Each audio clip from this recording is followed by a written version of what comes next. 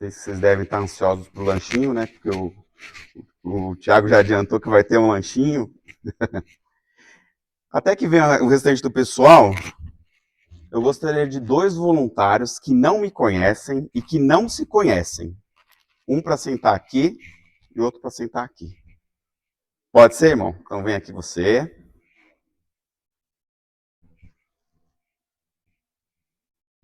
Você que vai sentar aqui? São corajosos, hein? Olha, eles nem sabem o que vai acontecer e vieram. Como que é teu nome? Renato. Renato. De que ala que você é, Renato? Sou daqui da Ala Penha mesmo. Ala Penha, tá? E o irmão? Felipe também é da Ala Penha. Tá. Eu tenho aqui 2 protetores visuais que são novos, tá bom? Vou pedir para que vocês abram e vocês coloquem. E aí eu vou explicar o que eu vou fazer antes de iniciar com o assunto da palestra diretamente falando.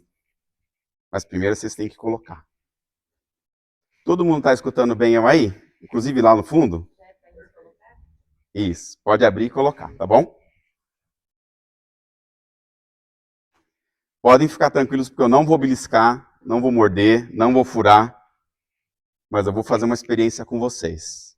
E essa experiência ela tem a ver com parte do assunto que eu vou deixar aqui na minha palestra. Vocês acreditam que é possível existir conexão mental entre as pessoas? Sim. De uma pessoa pensar numa coisa e aquilo que essa pessoa está pensando, a outra, às vezes, externar, sentir. Vocês acham que é possível? Isso acontece muito comigo e com a minha esposa. E isso se chama, muitas vezes, rapport. Inclusive, o André falou um pouco sobre isso, né? De conexão, de estar no lugar onde as pessoas estão. E a experiência que eu vou fazer aqui com vocês, ela tem um pouco de relação, tá bom? Só repetindo o nome dos irmãos, é? Renato e Felipe. Vocês se conhecem? Não conhecem? Excelente. Então, Renato e Felipe, a partir deste momento, fiquem extremamente atentos à minha voz, às coisas que eu vou falar, e fiquem atentos aos sentidos de vocês: cheiro, tato, gosto, olfato. Tá ok? Vocês não podem se comunicar por voz, vocês só podem se comunicar por gesto a partir de agora. Tá bom? Não podem falar nada e eu acredito que a viseira ela deve estar cumprindo com o papel dela. É o que eu acho, pelo menos. Certo? Então tá bom. Então agora eu gostaria que vocês, sem falar, vocês respondessem algumas perguntas, tá bom? Primeira pergunta. Quem sentiu algum toque? Levanta a mão. Excelente, pode baixar.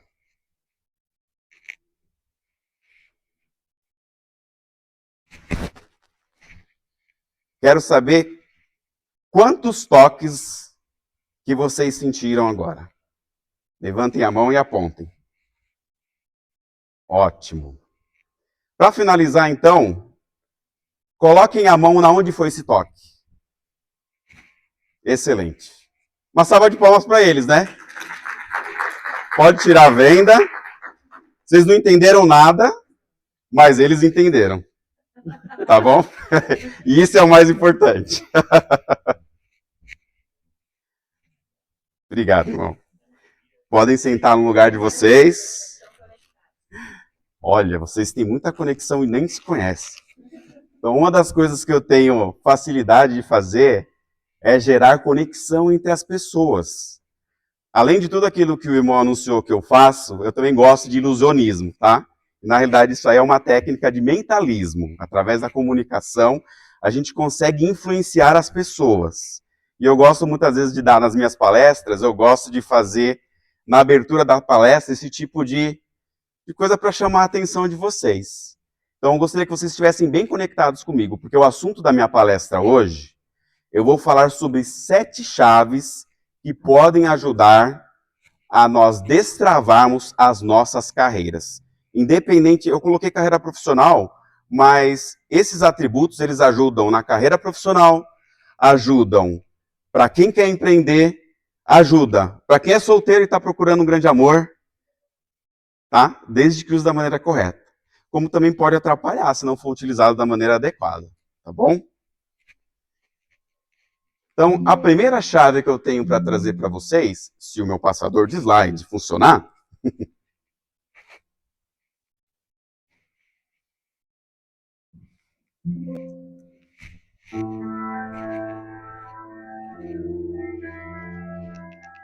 essa primeira chave que eu vou falar para vocês, ou melhor, as 7 chaves, são chaves que eu coloquei e coloco até hoje em prática na minha vida. Não necessariamente é só isso que vai ajudar a destravar. Para algumas pessoas, talvez seja necessário algumas ações diferenciadas. Mas eu sei que estas foram as chaves que ajudaram a eu atingir o resultado que eu atingi e que foi anunciado inicialmente. Então, a primeira chave que eu tenho para trazer para vocês é de que nós devemos ser os protagonistas das nossas carreiras, seja profissional ou seja empreendedora. Por quê? Porque quem terceiriza a carreira na mão de uma outra pessoa, literalmente ela está assinando um contrato vitalício de ter uma eterna frustração, né? Porque muitas pessoas acham que para desenvolver a carreira é necessário a ajuda, às vezes, de um gerente. É lógico, a ajuda é necessária? É, mas não depende dele. Eu já vi muitos profissionais que são profissionais bons a não conseguirem atingir bons resultados, não evoluir na carreira, ou até mesmo pessoas que são bons empreendedores, que têm um negócio legal, mas que não se desenvolvem, porque acha que depende de uma outra pessoa, de um terceiro. Pode falar. Protagonista. Vou falar o que significa protagonista. Quando a gente tem uma peça, um evento, uma novela, um filme, o protagonista é aquela pessoa que é responsável por fazer acontecer. Tá? E quando a gente fala em carreira, de forma geral, o protagonista ele é a pessoa que é o autor da obra, ele é o diretor da obra, ele também é o ator da obra. E é isso que a gente precisa ser quando a gente fala em desenvolvimento de carreira.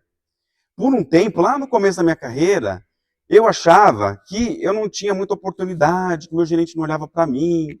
Eu tinha aquela síndrome do coitadismo, né? E foi então que acabou acendendo uma fagulha de que Helder Godoy, né, de Kleber, não é assim que as coisas funcionam. Eu preciso fazer acontecer. Eu gosto de usar uma sigla, irmãos, que é o TBC. Quem sabe o que é TBC? Não? Tirar o bumbum da cadeira. Isso é o TBC. Então, para poder fazer acontecer e ser protagonista, tem que fazer o TBC. Tirar o bumbum da cadeira. Tem que ter fé? Tem que ter fé. Uma frase que eu carrego comigo há muito tempo é: ore como se tudo dependesse de Deus, mas trabalhe como se tudo dependesse de você. Esse é o grande segredo do sucesso. Então, a primeira chave que a gente tem é essa. Nós devemos ser o protagonista das nossas carreiras. A segunda chave é que nós devemos ter objetivos o mais claro possível, de curto, médio e até longo prazo. O André ele falou um pouco sobre isso. Uma das práticas que eu tenho há muitos anos é uma prática que se chama o quadro dos sonhos. Quem já ouviu falar disso? Quadro dos sonhos. Já ouviu? Excelente. Então, quando eu iniciei na área de TI, há muitos anos atrás, eu era um serralheiro. Eu trabalhava fazendo portões. Foi logo que eu me batizei na igreja. Mas ainda assim eu sonhava. Então eu fiz o exercício de criar um quadro dos sonhos, que foi uma imagem com as coisas que eu queria conquistar. Então naquela época eu não tinha nem faculdade, mas eu sabia que eu queria ter um MBA na Fundação Getúlio Vargas, e eu coloquei no meu quadro dos sonhos. Eu coloquei o meu certificado com o meu nome e com a data que eu queria atingir o objetivo, mesmo sem ainda ter os pré-requisitos, que era uma faculdade. Eu tinha vontade de ter uma casa, eu não tinha casa ainda. Eu tinha vontade de ter um mini estúdio musical, de ter um carro, e eu não tinha nem carteira de habilitação. Mas isso é a base do planejamento. O nosso Pai Celestial, a gente sabe que Ele é o ser que mais planeja, e nós somos parte do plano dele. Então, existe uma outra frase que diz que quem não sabe aonde quer chegar, qualquer salário vai servir. Tá? Na verdade, a frase não é bem assim, né? Mas se você não sabe para onde você quer ir, tanto faz o caminho que você tem a trilhar. Mas no desenvolvimento de carreira profissional e no empreendedorismo, é diferente. Quando a gente tem um objetivo focado, a gente tem uma meta, inclusive financeira, as coisas acabam se tornando mais palpáveis. A gente consegue visualizar, dar vida para aquilo no espiritual, que é o que está na nossa mente, e se a gente falar, melhor ainda, porque a gente está verbalizando, nós estamos verbalizando e começando a fazer as coisas terem materialidade. Então, a segunda chave é, nós precisamos ter objetivos claros, de curto, médio e também a longo prazo, tá bom? Próximo ponto que é importante, que é a terceira chave. Precisamos mapear quais são os nossos pontos fracos. Né? Existe uma frase que é de Sócrates, que diz, conheça-te a ti mesmo e conhecerás ao universo e aos deuses. Quem aqui tem ponto fraco? Levanta a mão. Todo mundo tem ponto fraco. Né? O meu mentor, um dos meus mentores, ele disse que todo mundo tem uma pereba. Alguns têm um pouco mais, outros têm um pouco menos, mas todo mundo tem ponto fraco. E é importante nós termos clareza, termos ciência dos nossos pontos fracos, porque a partir do momento que eu tenho um mapeamento do meu ponto fraco, eu consigo fazer com que aquilo que é um ponto fraco, trabalhando com ele, se torne forte. A gente vê isso aonde? No livro de Mormon fala sobre isso, em Éter. Né? Que eu, Senhor, o Senhor lhe deixa que nós sejamos humildes e humilhados. Para quê? Para que a gente possa identificar quais são os nossos pontos fracos, nós possamos recorrer a Ele. E a partir do momento que a gente recorre ao Pai Celestial e aos recursos que Ele concede para nós, aquilo que é um ponto fraco vai se tornar uma fortaleza. Um dos pontos fracos que eu tinha muito tempo atrás era a comunicação. Eu não era um bom orador, eu tinha muita dificuldade. Eu tremia na base quando eu tinha que falar em público. E o que eu fiz para poder sobrepujar essa dificuldade? Estudar e me colocar, me expor ao risco. Então, toda vez que me chamavam para dar uma palestra, eu ia, mesmo tremendo na base. Né? E, além disso, eu me especializei em programação neurolinguística. Né? A neurolinguística ela vem com um conjunto de ferramentas e técnicas para ajudar a ser mais persuasivo, se comunicar melhor, saber se comunicar com o público adequado e conseguir atingir os objetivos. Então, irmãos, procurem exercitar isso. Mapeamento dos pontos fracos, para poder trabalhar em cima. Tá bom? O próximo ponto, que foi falado já hoje e que é essencial. Nós precisamos fortalecer as nossas redes de contato. Ou, para quem gosta de falar mais bonito, né? Precisamos ter o nosso networking, que é a palavra do momento. Então, as redes de contatos, elas são fundamentais para fazer a gente evoluir de uma forma muito mais rápida, certo? E rede de contato não é uma escada. Às vezes as pessoas acham que é isso. Vou me conectar com o Arnaldo, porque através do Arnaldo eu vou conseguir, né, atingir um próximo objetivo. Você até vai, mas não pode ser nessa mentalidade. Rede de contato é como se fosse uma ponte. A gente atravessa essa ponte junto. Há muitos anos atrás, eu também tive esse insight, sabe, de rede de contato. Porque eu era uma pessoa, esse era um outro ponto fraco que eu tinha. De ser muito individualista, de não conseguir trabalhar em equipe, de querer fazer tudo sozinho. E aquela técnica do rapport, né, que eu falei um pouquinho, é uma técnica de espelhamento, de empatia. Existe um ditado que diz que os opostos, eles se atraem. Mas, na realidade, o que acaba atraindo mesmo são os pontos em comum, as afinidades. É necessário que hajam diferenças? Sem dúvida. Isso que eu falo, a minha esposa é muito linda, ela tem aquilo que eu não tenho. Agora eu sou mais bonito. Né? Né? Tô te elogiando, ó, né? Não, eu sou mais bonito, não mais bonito que você. Eu tenho mais beleza. Mas você sempre vai ser a mais linda. Então, redes de contatos, irmãos, ela é essencial a gente cuidar constantemente. Eu falo que desenvolvimento de carreira é como se fosse uma plantinha que a gente tem que estar regando, cuidando, adubando. E rede de contato é da mesma maneira. Hoje eu trabalho numa empresa do ramo automobilístico, ela produz motores, mas eu trabalhei por 15 anos numa empresa chamada IBM. Já saí de lá há mais de 2 anos, mas até hoje eu tenho o costume de dar parabéns para as pessoas, ou fazer postagens no LinkedIn, que é uma rede social, e marcar as pessoas para poder ficar no radar. Porque quem não é visto não é promovido. Quem não é visto nessa área não é promovido, não é lembrado também, tá? Então, tenham o hábito de fortalecer as redes de contato, de conhecer as pessoas, de se conectar, porque isso ajuda a gente a andar mais rápido. Fala, irmão Arnaldo. Quem não é visto, não é promovido, não é lembrado. Tem muito trabalho online agora, muito. Sim. Filho, venda.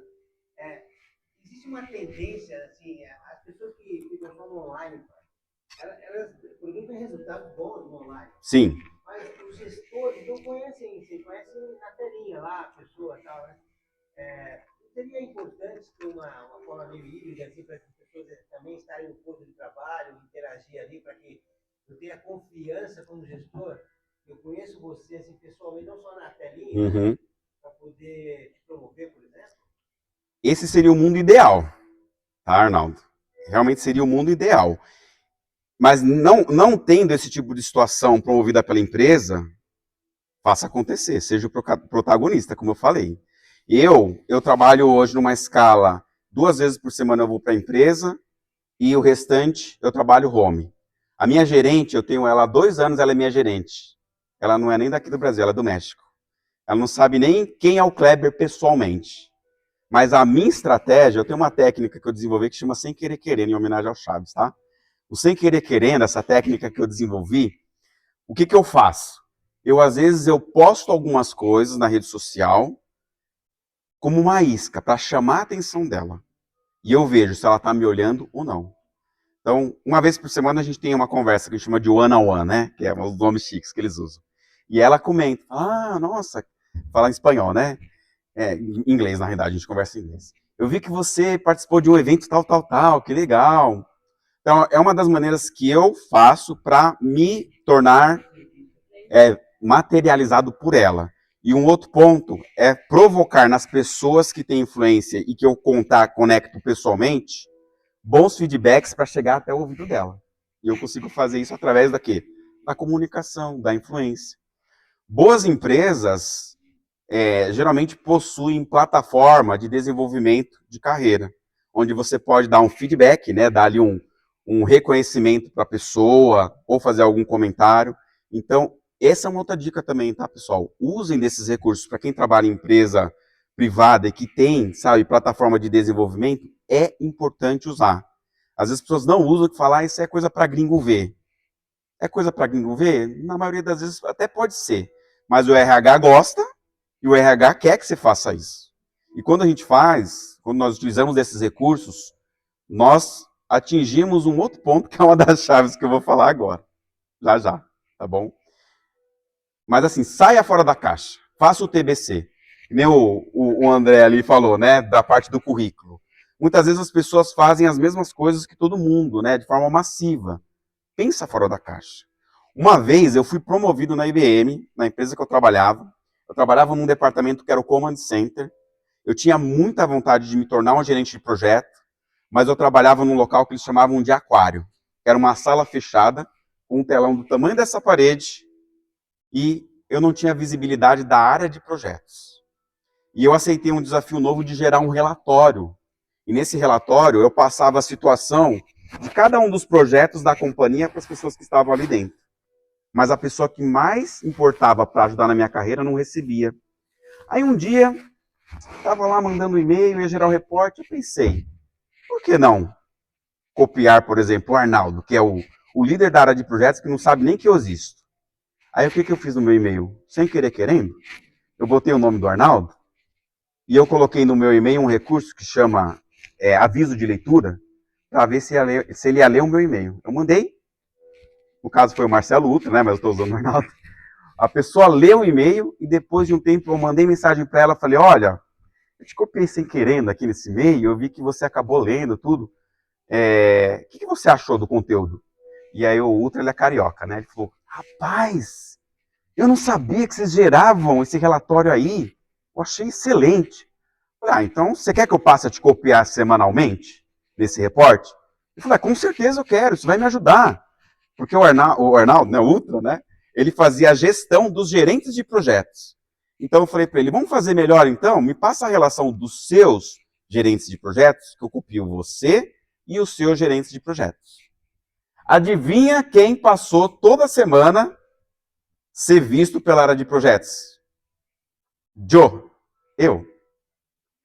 E depois de um tempo surgiu uma oportunidade de um contrato novo para um grande cliente da área de telecomunicações, que é a Telefônica Vivo. Precisavam de alguém que sabia mandar relatório, que tinha um skill diferenciado, e não abriram a vaga para fora. Adivinha quem foi promovido e foi para a área? Eu. Eu tenho o costume, todas as vezes que eu vou treinamentos e palestras, anotar e ver o que o Espírito Santo está falando no meu ouvido. Tá, joia. Por exemplo, você falou algumas coisas aí, eu estou anotando algumas coisas, anotando cada vez mais. Perfeito, irmão. Então, para todos nós aqui, não se esqueçam, pegue um pedacinho de papel, os pensamentos que estão na tua cabeça. Sim. O Espírito, ele está dando um treinamento e a gente, o Espírito, está validando aquilo, então, e dando coisas adicionais. Como que é o nome do irmão? Clóvis. Bom, Clóvis, excelente. Eu sou mentor profissional também, né? Como foi falado, tenho mais de 4.000 horas de mentoria, eu dou mentoria individual também. E para todos os meus mentees, as pessoas que recebem mentoria, independente de ser membro da igreja ou não, eu falo a mesma coisa. Eu falo, existem coisas que eu não vou falar, que eu não vou mostrar, mas que você vai ouvir e você vai ver aqui, ó, dentro da sua cabeça, na sua mente. Não precisa anotar tudo que eu vou falar, mas se você tiver aquilo que a gente chama de insight ou revelação, anota e faz o TBC, põe em prática. Porque às vezes é Deus falando com você de uma ação que você tem que tomar para sair daquela situação de dificuldade ou até melhorar. Tá? Isso é extremamente importante. Irmão Clóvis, obrigado por abrilhantar com o seu comentário. Porque é isso mesmo. Tá? Tenham esse hábito, isso é importante. Fortaleçam suas redes de contato. Redes de contatos não é só pessoas, tá, pessoal? Também está relacionado com mídias sociais e bons conteúdos. Então, sigam boas páginas do Instagram, do Facebook. Frequente bons eventos com pessoas que vibram na mesma frequência. Né? Esse negócio de energia e vibração existe de verdade. Existe uma frase que diz que nós somos a média das 5 pessoas com quem nós mais interagimos. Né? Existe uma escritura que não existe, na verdade, né? Existem aquelas escrituras que não existem, né? A minha mãe falava muito para mim, Jesus fala, né? Digas com quem andas e direis quem tu és. Essa escritura não existe, tá, irmãos? Não existe essa escritura, tá bom? Mas existe uma escritura que diz que luz atrai luz. Inteligência atrai inteligência. E o contrário é verdadeiro. Então, se eu me conecto, se eu tenho acesso, se eu vejo coisas que vão me deixar para baixo, eu vou vibrar numa baixa frequência. Eu conheço pessoas que estavam passando por problemas psicológicos de burnout, estresse, pânico. E uma das recomendações do psicólogo é: para de ficar assistindo esses jornais sensacionalistas. Deleta isso da sua vida, porque isso vai te pôr mais para baixo. Na minha casa a gente não tem TV aberta há muitos anos. É só YouTube, Netflix. Eu mesmo quase não assisto televisão. Mas é essa a ideia de pensamento. Isso tem a ver com networking, com conexão. Até mesmo as pessoas que já morreram, eu consigo me conectar. Hoje, com inteligência artificial, se eu quiser me conectar com uma pessoa, né, de forma artificial que já morreu, eu consigo. Sabe? Se eu falar para o ChatGPT, olha, a partir desse momento, ChatGPT, assuma o papel de Napoleão Hill, que foi um grande escritor. Ele tem livros maravilhosos. Um deles é Pense e Enriqueça. Né? E me dê conselhos como você fosse um mentor. O ChatGPT ele vai pegar toda a base de conhecimento dessa pessoa que já morreu e vai cuidar de mim da forma que aquele mentor ele é, como se ele estivesse vivo. Então, usem isso a favor de vocês, irmãos. Isso vai ajudar vocês, ó, grandemente, tá? Então, fortaleçam suas redes de contato. O próximo ponto que é importantíssimo. Precisamos ficar em evidência, constantemente, no radar e positivamente. Algumas pessoas têm medo disso, porque às vezes ficar em evidência gera exposição. O meu apelido na IBM durante algum tempo era Curva de Rio. Um apelido carinhoso. Por quê? O que tem na Curva de Rio? É onde tudo para. Na maioria das coisas não são coisas muito boas, né, irmão? Por quê? Porque eu era sempre a pessoa envolvida nos BOs. Mais conhecido como tranqueira. Tanqueira. Isso aí, irmão Clóvis. A Curva de Rio era eu. Porque quando tinham desafios, projetos mais complexos, às vezes pessoas recebiam convites e essas pessoas não aceitavam. E sobrava para quem? Para o Kleber. Uma vez a empresa fechou um contrato com um grupinho varejista bem pequeno. É o maior grupo varejista do Brasil, Grupo Pão de Açúcar. E precisava de um gerente de projeto para cuidar de mais de 1.000 lojas, 24 centros de distribuições, 4 prédios corporativos, né, que era do cliente, e ter mais de 2.000 técnicos que iam se reportar indiretamente e diretamente a ele. Eu, naquela época, eu estava para ser promovido para gerente de pessoas. Eu já era gerente de projetos. Era um passo para ser gerente de pessoas. Não estava encontrando uma pessoa que quisesse assumir esse desafio, que as pessoas da empresa rejeitaram. O diretor, ele falou, fala com o Kleber, pro vendedor. Aí o vendedor chegou para mim, Clebão, sabe bem como que é? A gente precisava de alguém, sabe, que pudesse fazer acontecer. E aí eu tive que tomar uma decisão. E aí, eu vou perder aquela minha promoção de gerente de pessoas? Ou eu vou ficar em exposição? Correndo o risco de dar errado, de dar ruim, porque quem está na curva de rio corre esse risco. Ou ficar em evidência. Eu assumi a responsabilidade. Né? E eu já estava no ouvido do diretor, porque eu já tinha feito outros projetos de curva de rio e que deu certo. Eu cuidei durante 3 anos do Grupo Pão de Açúcar. O projeto foi um sucesso. E dali, eu decolei mais rápido ainda. Eu ainda sou gerente de projeto? Sou, mas eu tenho um cargo de gerente de projeto mais executivo. Né? Hoje eu sou gerente de projeto Latam, que a gente fala, cuido da América Latina, falo com o pessoal da Índia, dos Estados Unidos e assim por diante. Mas para atingir esse patamar, teve muita curva de rio que eu tive que enfrentar ao longo desse tempo. Então, ficar em evidência é uma boa oportunidade também de destravar a carreira profissional. E se coloquem na posição de ficar em evidência. Né? Vão lá e sugiram. Uma das coisas que eu gosto de falar, que também é uma das chaves, é com relação a gerar reciprocidade. A reciprocidade é um dos gatilhos mentais. Quem sabe o que significa? Quem sabe o que significa reciprocidade? Ou melhor, quem não sabe? Tem a ver com empatia.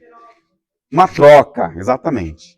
Gerar reciprocidade tem a ver a como você fazer um favor para alguém, tá? É um gatilho mental. Quando a gente faz um favor para alguém, essa pessoa, ela vai se sentir meio que em dívida e vai querer te ajudar no futuro. Eu era bispo há pouco tempo atrás e eu falava muito para os membros da minha ala, irmãos, vamos dar motivos para Deus para a gente ser abençoado. Isso é uma maneira de gerar reciprocidade. Porque se eu faço projeto social, se eu dou palestra, se eu ajudo alguém que está com dificuldade em desenvolvimento de carreira, além de eu me desenvolver com os skills, o conhecimento, as qualidades que eu preciso para ser um melhor profissional, e eu ficar em evidência, né, de alguma forma, aquela pessoa que está recebendo ajuda, um dia talvez ela vai ser a pessoa que vai me ajudar. Sim, por favor, minha linda. Recentemente, o meu sobrinho recebeu o chamado missionário dele. E ele vai foi chamado para ir para lutar. Passou quase um mês, eles ligaram para meu sobrinho e me marcaram uma reunião. E pediram para o meu sobrinho conversar em inglês. Aí, o que é que ele está falando aí sobre isso? Na igreja tem o inglês Desconect, né? Na época que meu irmão quis pagar o inglês para ele estava estudando, estava tendo outros cursos, e E o Godoy sugeriu para ele, vai lá, dá aula de inglês, né? Serve ao Senhor que você será abençoado. E ele deu aula de inglês para dar aula para estudar, né? E nisso ele falou assim, nossa, eu consegui agir naturalmente. Uhum. Então, sobre isso, né? Sobre Você isso. servir. Exato. É sobre isso. Exatamente. Obrigado por lembrar, né? Então, isso é gerar reciprocidade. A gente na igreja tem a oportunidade de servir, tem um chamado. Sirva o seu chamado da melhor maneira possível. Faça não aquilo que te pede, só aquilo que pede para você, mas o que é necessário fazer. Tem muita gente também que não tem, sabe, essa mentalidade, que só faz, se tem que bater carimbo, só vai bater carimbo na empresa. Isso é uma coisa que é muito ruim, sabe? Na verdade, mirando aqui o que a Cícera falou, a igreja é uma escola.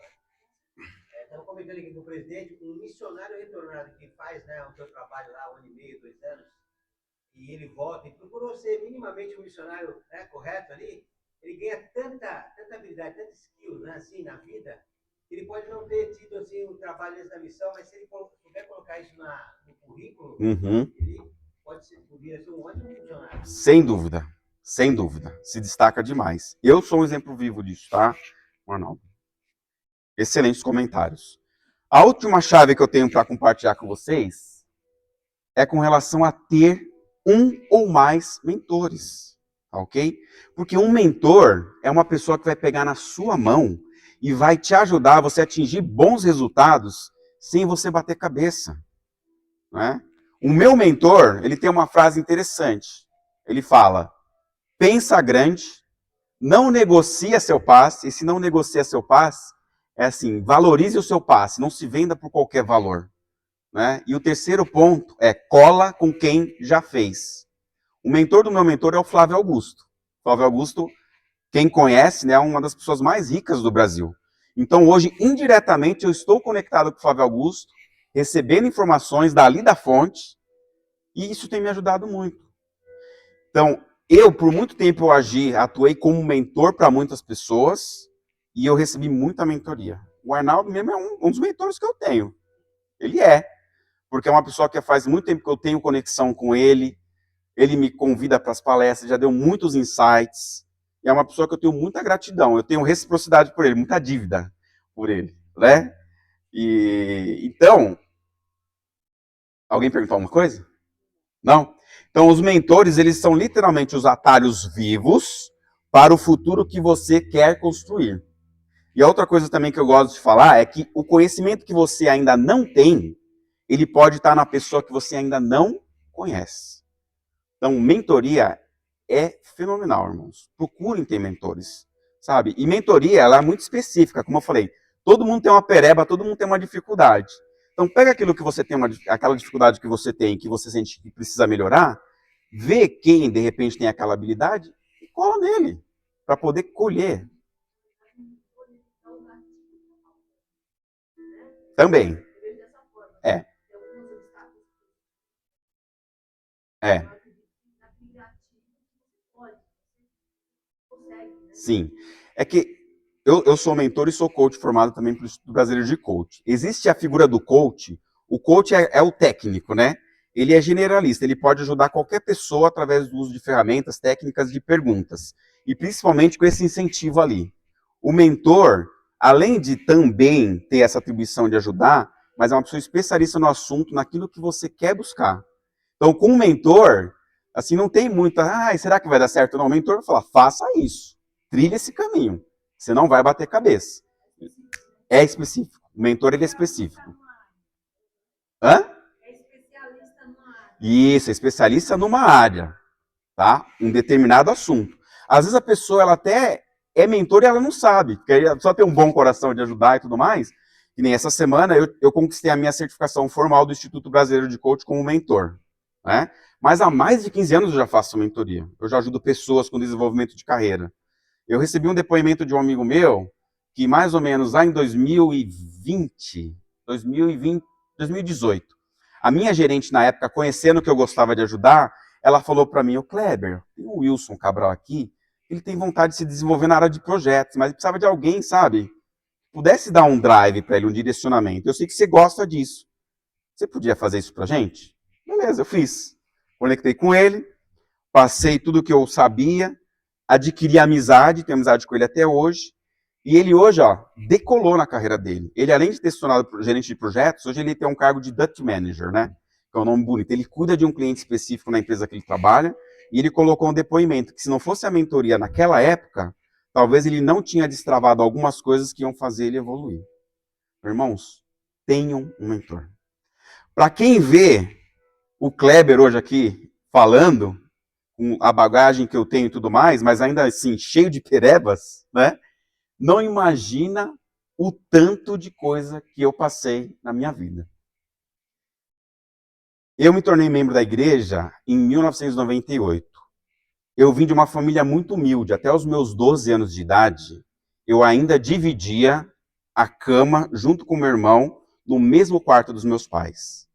Minha mãe, ela não trabalhava naquela época. O meu pai ele trabalhava num jornal como diagramador, mas não tinha muita instrução.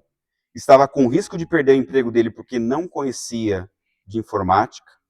E minha mãe tomou a decisão de voltar a trabalhar e deixar 2 filhos relativamente pequenos, entre idade de 11 e 8 anos, cuidando um do outro. Minha mãe começou a trabalhar como merendeira, foi merendeira na escola que eu trabalhava. Ela se formou, fez o ensino, que a gente fala que é o ensino médio, passou em um outro concurso da prefeitura, foi auxiliar de enfermagem e depois foi progredindo. Com um grande esforço, a minha mãe comprou o nosso primeiro computador, da marca Compaq. Eu nem sonhava em ter um computador. Morando em 2 cômodos, numa casa que tinha muito mofo e com um banheiro do lado externo da casa, e tendo, às vezes, muitas outras prioridades, ainda assim minha mãe fez o sacrifício de dar um computador pra gente. Naquela época a internet era discada. Eu não sei se alguns de vocês pegaram essa fase, né? Que a gente muitas vezes se conectava depois da meia-noite, no IG, né? Para poder pagar só um pulso de sinal. E foi aí que eu comecei a conhecer a área de TI. E nessa mesma época que eu conheci a Igreja de Jesus Cristo dos Santos dos Últimos Dias. 4 de janeiro de 1998 eu tomei a decisão de me batizar, só eu na minha família. E 5 de maio de 1999 foi o dia que eu entrei no CTM como um missionário de tempo integral.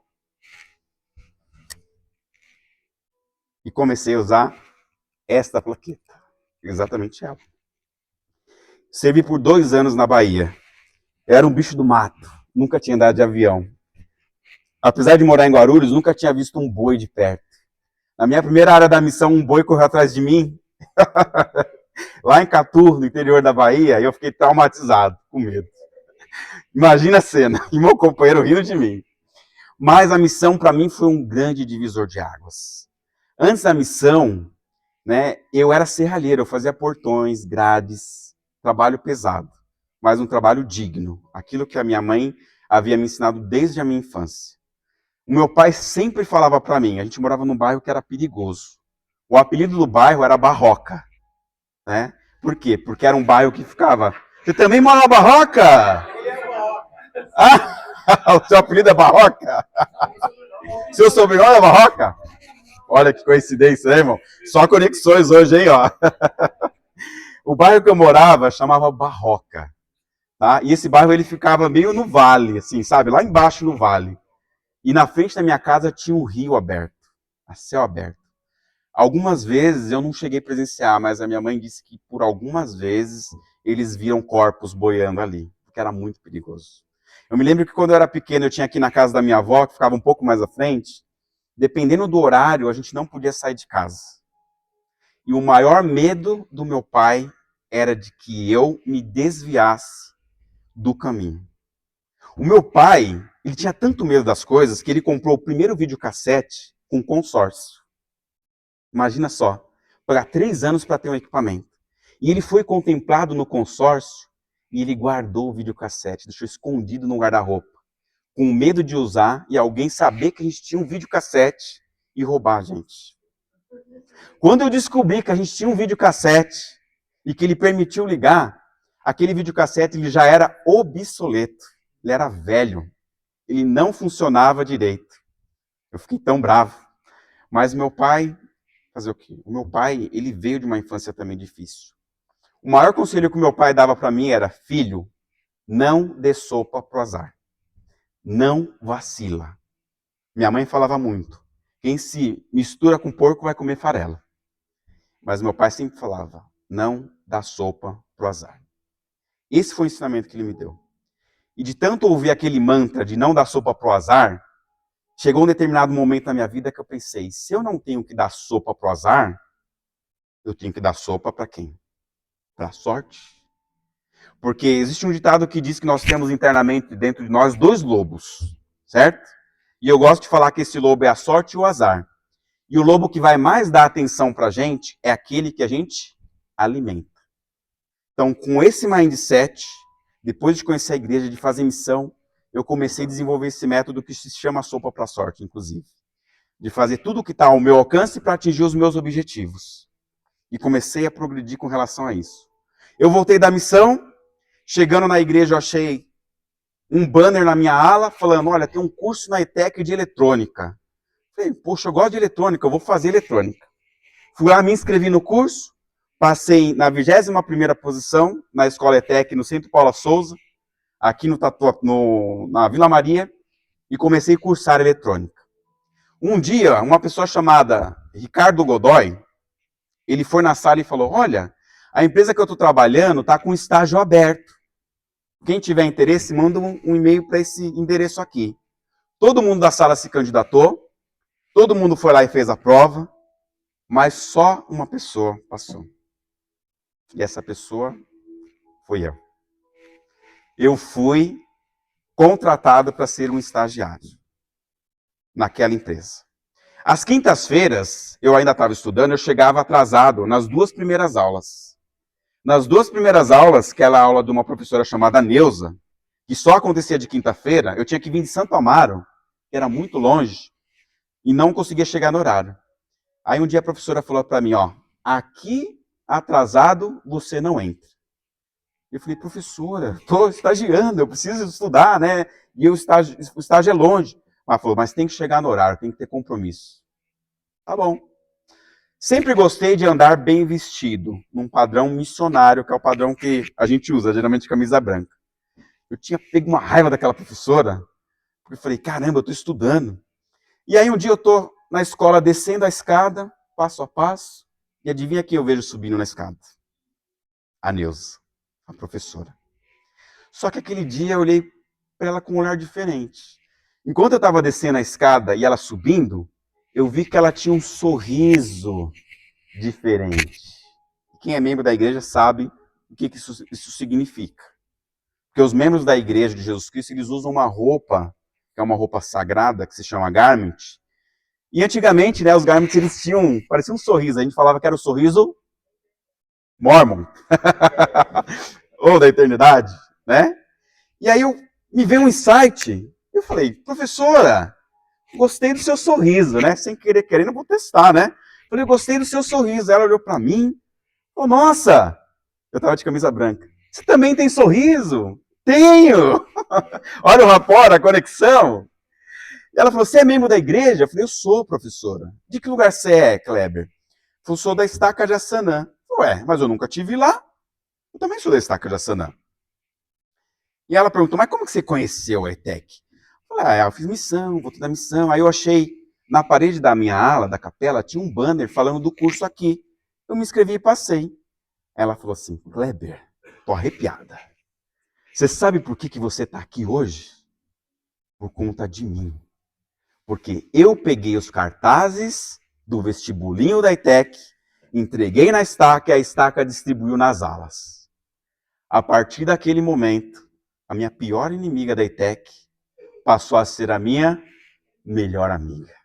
Não precisava nem assistir a aula dela, porque ela sabia que era uma pessoa realmente que fazia as coisas certas, eu tinha amizade. E naquela época eu já estava namorando uma linda moça, magrinha, bonitinha, moreninha, chamada Andréa Godoy. E o nosso objetivo era casar, mas como que um serralheiro vai sustentar uma família? Difícil. Inclusive, foi sendo um serralheiro que a gente começou a namorar, porque o dia que aquela bela moça estava passando na rua, eu estava pendurado no alto de um portão, mexendo com solda, e ela passou e eu mexi com ela. Todo sujo, fedido. E aquela pessoa toda suja e fedida, um dia, no dia 27 de dezembro do ano de 2002.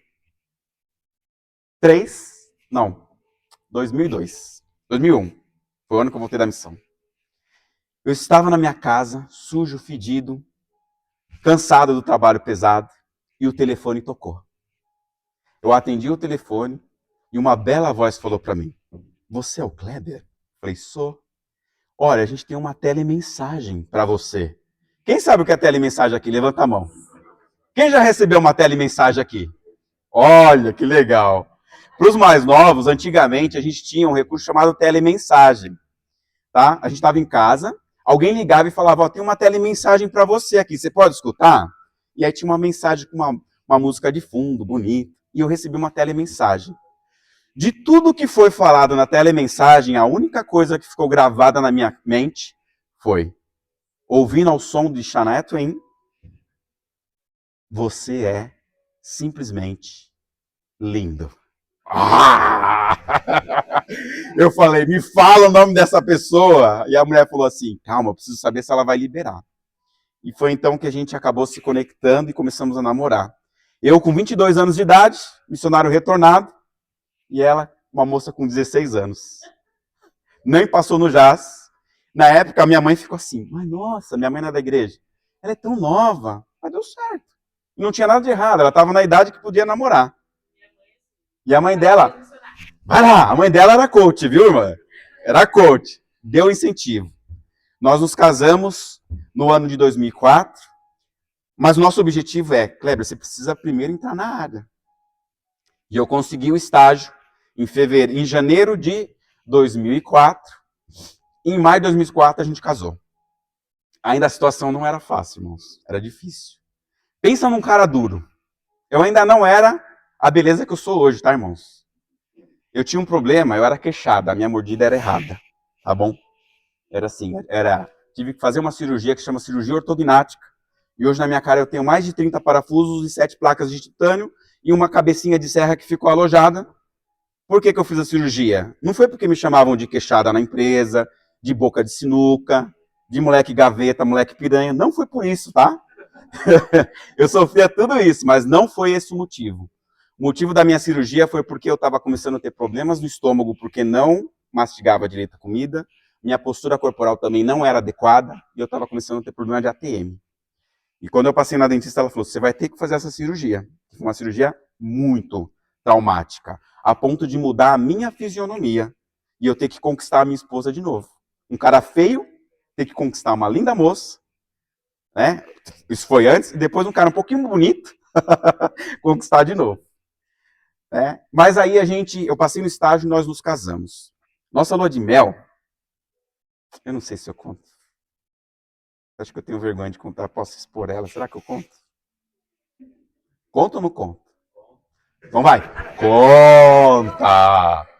Nós fomos passar a nossa lua de mel lá numa colônia de férias, em Caraguatatuba. A minha prima era servidora pública e ela deu de presente pra gente. E eu falei pra ela: a gente casou no sábado e no domingo a gente foi. De busão até Caraguá, duro. Bolso, por mais que eu tinha ganhado um dinheirinho de gravata, mas não tinha muito dinheiro. Domingão, na chuva, fomos.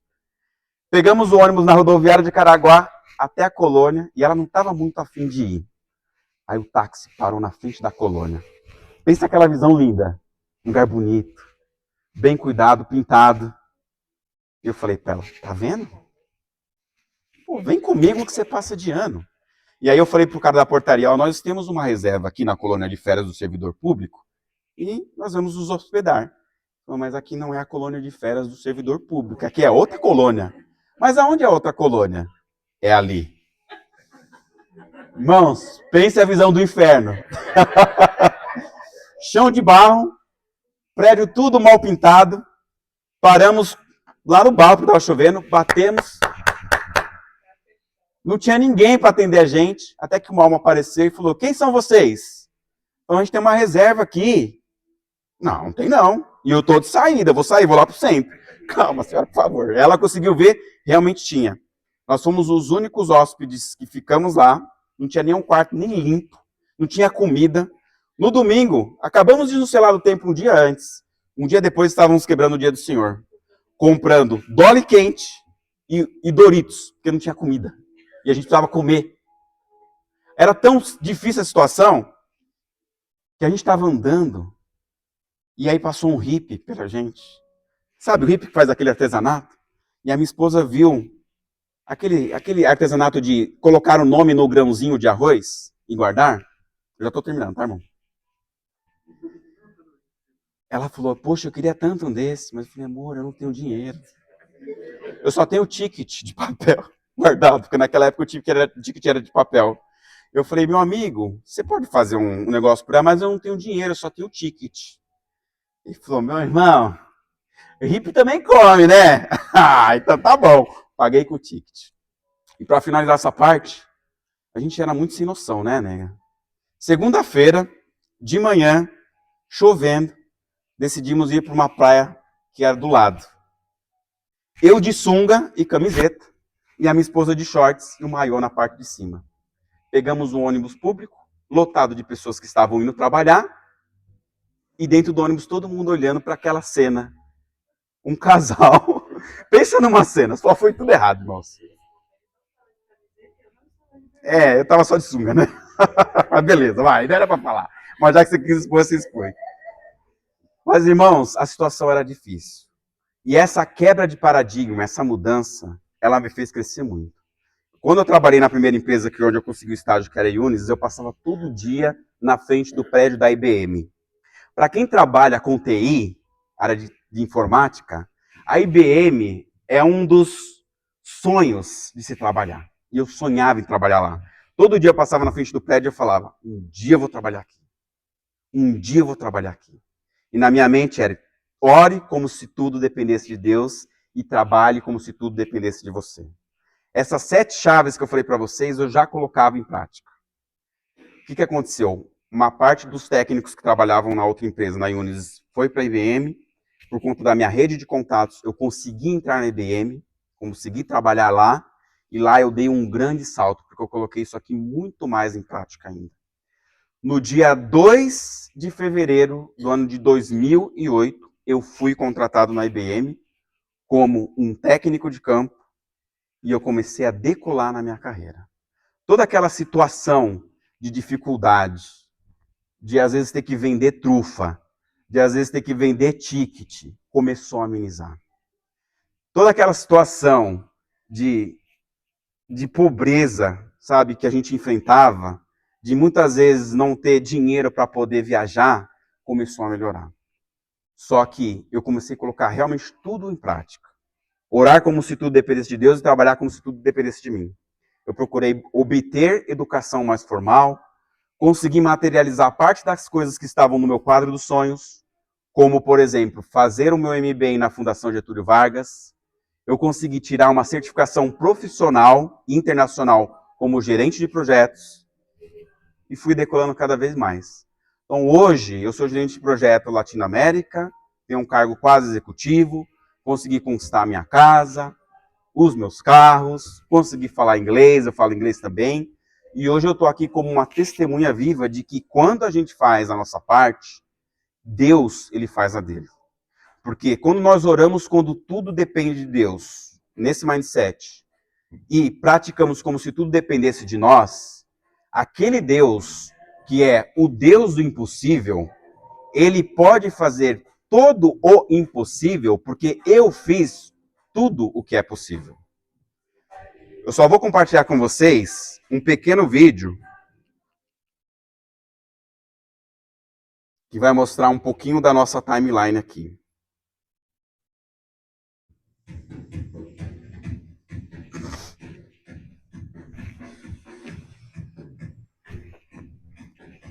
Só um pouquinho.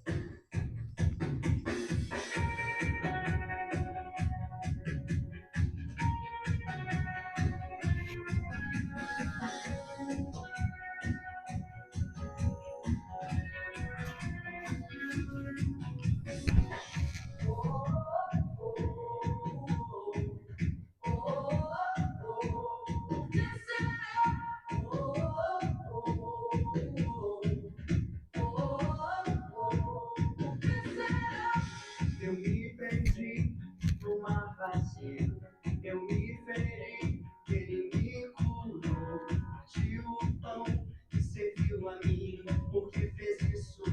Alguém me explica. Eu estava morto, me levantou. Quando esqueci, lembrou de mim. Meu pior, me ordenou. Levanta e anda. E assim eu fiz, tem algo bom. Professora.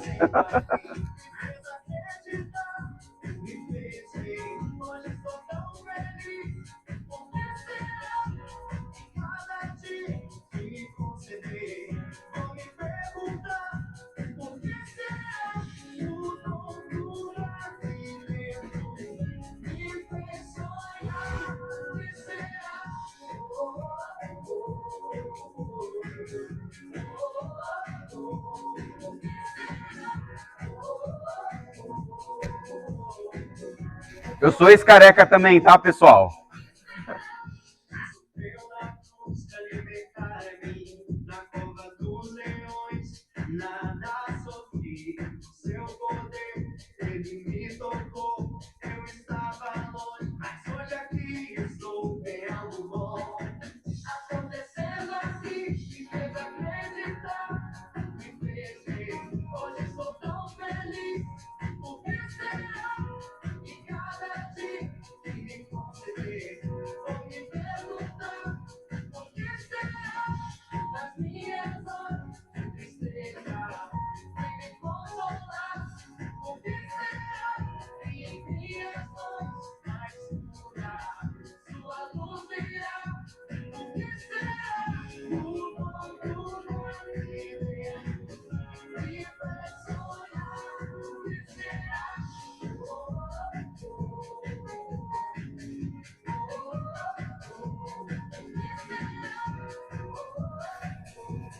Ó, Arnaldo, você não viu. Sua foto estava lá.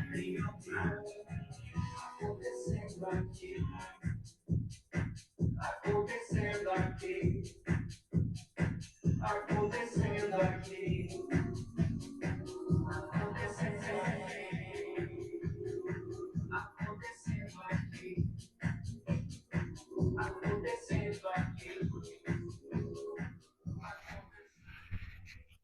Geralmente, da onde eu venho, é nessa hora que a gente bate palma, pessoal. Obrigado pela oportunidade de estar falando com vocês hoje. Eu sei que essas coisas são verdadeiras, irmãos. Nada do que eu alcancei e o que eu tenho alcançado, eu tenho feito só. Tem muita ajuda do Pai Celestial, ajuda divina. Principalmente com relação à parte de reciprocidade. Então, aproveitem a oportunidade hoje do evento, se conectem entre vocês, se conectem com o pessoal do Sebrae. Se alguém precisar da minha ajuda como missionário de serviço de emprego ou da minha esposa, com currículo, com dicas de entrevista, de networking, nós também estamos à disposição. Tá bom? Obrigado, pessoal.